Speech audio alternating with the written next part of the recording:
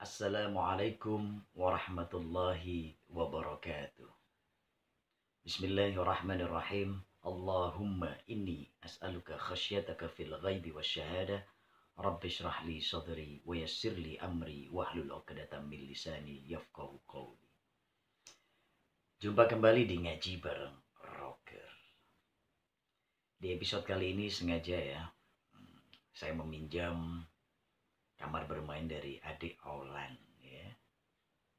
Iya, adik Aulan ya, adik yang cantik. Namanya siapa nak? Putri Ardia. Oke, namanya Kaulan Syakira Karima ya. Kaulan Syakiron Kariman ya. Terima kasih ya, Dek. Siapakah kita? Kita adalah manusia. Kita bukanlah boneka. Kita juga bukan binatang seperti teori yang dikatakan oleh Charles Robert Darwin ataupun Ernest Haeckel ataupun Harold Ichthys ataupun Aristoteles yang membeberkan definisi manusia itu sebagai binatang yang berakal sehat, yang mampu mengeluarkan pendapatnya, dan yang mampu berbicara berdasarkan pikirannya, atau the animal then reason. Manusia binatang yang berpolitik juga katanya, atau zoon politikon, ataupun juga binatang yang bersosial. Bahkan juga para ahli dari mantik mendefinisikan manusia itu adalah sebagai al-insanu hayawanun natik, atau manusia itu adalah hewan yang berbahasa. Namun dalam Islam, manusia dipandang sebagai manusia, bukan sebagai binatang. Karena manusia memiliki derajat yang tinggi, bertanggung jawab atas segala yang diperbuat, serta makhluk pemikul amanat yang berat. Manusia pada dasarnya dapat ditempatkan kesimpulan dalam 3 kategori. Yang pertama adalah manusia sebagai makhluk biologis atau al-bashar. Pada hakikatnya tidak berbeda dengan makhluk-makhluk biotik lainnya. Walaupun struktur organnya manusia adalah lebih sempurna dibandingkan dengan makhluk lain. Laqad khalaqnal insana fi ahsani taqwim. Dan sungguh telah aku ciptakan manusia itu dalam sebaik-baik bentuk atau wujud. Kategori yang kedua adalah manusia sebagai makhluk psikis atau al-insan yang punya potensi rohani seperti fitrah, al-qalbu juga ya, atau perasaan hati dan akal. Potensi tersebut menjadikan manusia adalah sebagai makhluk yang tertinggi martabatnya, yang berbeda dengan makhluk lainnya. Artinya apabila potensi psikis ini tidak digunakan sebaik mungkin, manusia tak ubahnya seperti binatang, bahkan lebih hina. Seperti yang telah ditegaskan oleh Allah dalam surah Al-A'raf ayat 179. Bismillahirrahmanirrahim. Walaqad dzara'na li jahannama katsiran minal jinni wal insi lahum qulubun la yafqahuna biha wa lahum a'yunun la yubsiruna biha wa lahum adhanun la yasma'una biha. Dan sesungguhnya akan kami jadikan isi neraka jahanam itu kebanyakan dari golongan jin dan manusia. Bagi mereka yang mempunyai hati tapi tidak menggunakannya untuk memahami ayat-ayat Allah atau kebesaran Allah. Dan mereka mempunyai mata namun tidak dipergunakan untuk melihat kebenaran-kebenaran dan kebesaran Allah. Dan mereka mempunyai adhanun, mempunyai telinga, la yasma'una biha, dan mereka tidak mempergunakannya untuk mendengar akan ayat-ayat Allah. Ulaika kal an'ami bal hum adall. Mereka bagaikan binatang, bahkan mereka lebih sesat. Ulaika humul ghafilun. Mereka itulah orang-orang yang lalai. Na'udzubillah. Dan kategori yang ketiga adalah manusia sebagai makhluk sosial yang mempunyai tugas dan tanggung jawab sosial terhadap alam semesta. Ini disebabkan karena manusia tidak hanya sebagai abdullah atau hamba Allah, ya, namun juga sebagai khalifatullah untuk mewujudkan kemakmuran dan kebahagiaan dalam kehidupan dunia dan akhirat. Seperti juga yang ditegaskan oleh Allah ya, dalam conversation between the God and the angels, ya, ada percakapan antara Tuhan dan malaikatnya dan para malaikatnya. Wa idh qala rabbuka lil malaikati inni ja'ilun fil ardi khalifah. Dan ingatlah ketika Tuhanmu, ya, berbicara dengan para malaikatnya, inni ja'ilun fil ardi khalifah, aku hendak membuat menjadikan manusia atau khalifah di muka bumi. Qalu, dan para malaikat pun bertanya, ataja'alu fiha may yufsidu fiha wa yasfikud dima. Apakah akan kau jadikan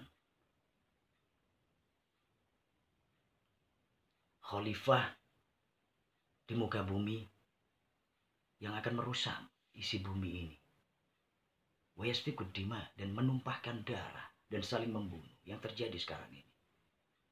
Banyak yang saling membunuh, bahkan banyak juga anak membunuh orang tuanya, bahkan orang tuanya juga yang membunuh anaknya.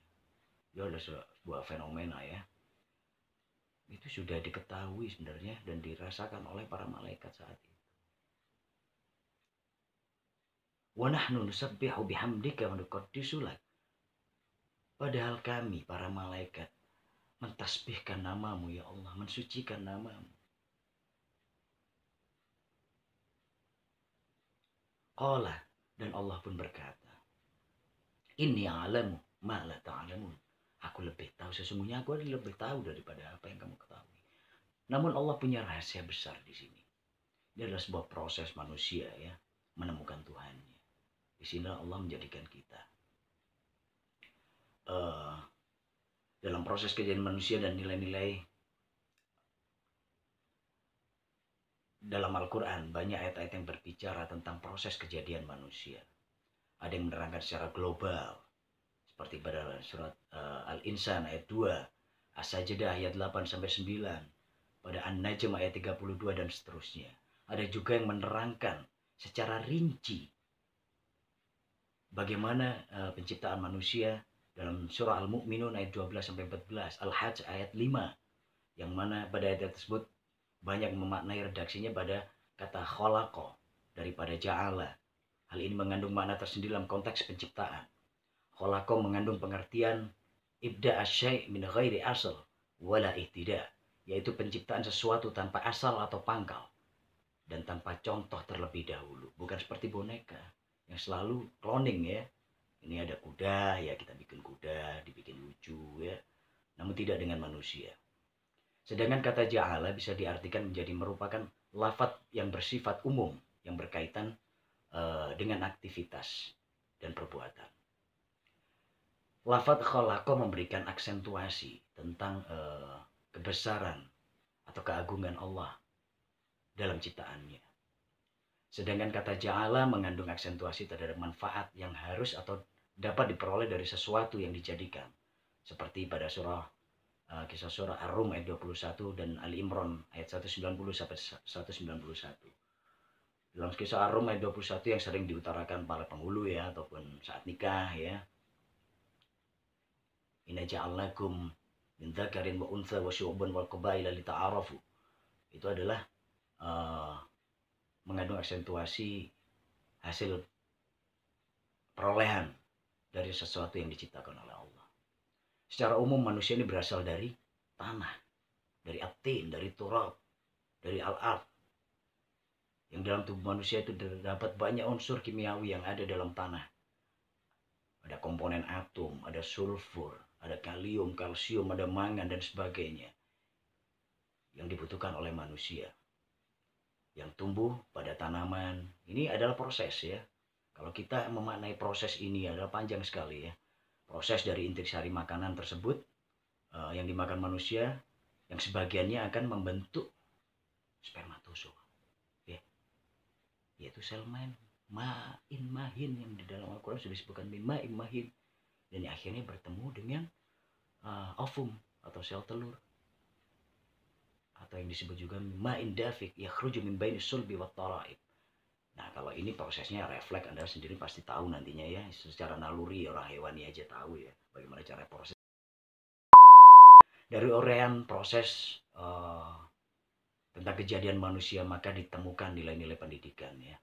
Yang pertama adalah bahwa salah satu cara yang ditempuh Al-Quran dalam menghantarkan manusia untuk mengamati petunjuk-petunjuk Allah, yaitu dengan cara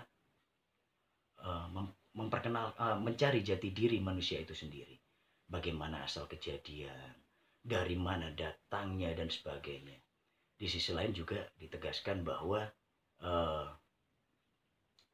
ini adalah media untuk mengenal Tuhannya.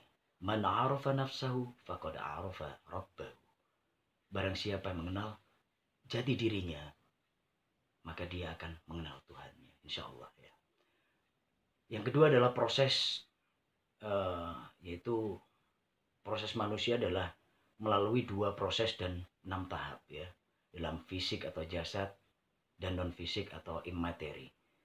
Yaitu yang dalam fisiknya adalah, dalam proses fisiknya adalah tadi dalam kandungan ibu ya, kita berawal dari nutfah, kemudian menjadi alaqah, menjadi gumpalan darah, menjadi mudghah, bongkahan daging, dan dikembangkan lagi oleh Allah dalam bentuk rangka yang sempurna menjadi idhaman wa lahman, menjadi tulang belulang dan daging.